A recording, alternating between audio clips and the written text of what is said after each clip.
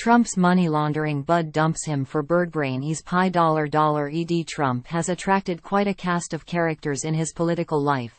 Everything from neo-Nazis to KKK icons to renegade Democrats. Andrew Stein is one such character.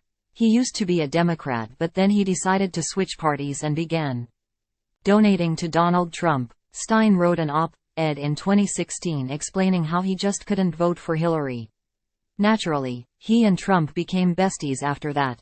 But that bromance is over now.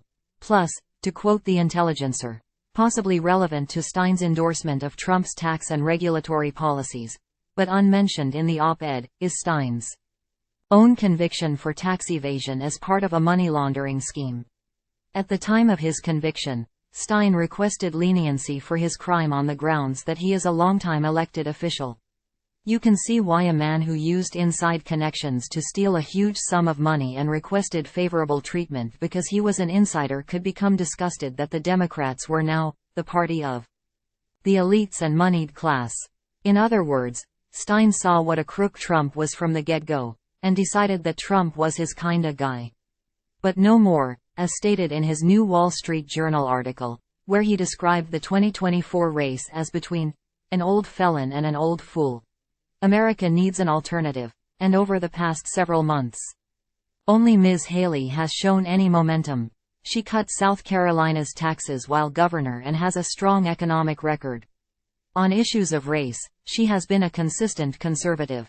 She appointed the African-American Tim Scott to fill a vacant Senate seat and removed Confederate flags from statehouse grounds.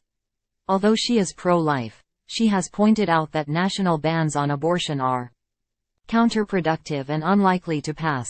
She avoided naughty transgender bills, and has been a strong supporter of Israel, signing an anti-BDS bill as governor. As a former ambassador to the United Nations, Ms. Haley is one of the few candidates with real foreign policy experience at a time when such experience will be important for the next president. Mr. Scott, Ron DeSantis and Vivek Ramaswamy have no such credentials. Ms. Haley is likely to have a broader appeal than Mr. Trump for independents and suburbanites, especially women. The Democrats hope he wins the nomination and is convicted of felonies, leading him to lose the presidential election. Republicans need to consolidate around Ms. Haley so they have a credible nominee who can take on any Democrat. Mr. Trump's poll numbers show him with a clear path to the Republican nomination and rising ahead of Joe Biden. Given his mounting legal troubles, however, today's polling may prove irrelevant. If Mr. Trump is found guilty of some of the charges against him, voters would have to choose between an old felon and an old fool. Trumpty didn't like being called an old felon, and certainly not anybody endorsing Birdbrain over him. Now we know who dumped whom. What I'm waiting for is Melania to split and Trump to claim that he threw her out. That will be quite the read. Or, it may never come. She may well decide to just wait for him to die, which, as obese as he is, with the diet he has, and the stress level, may not be that long from now.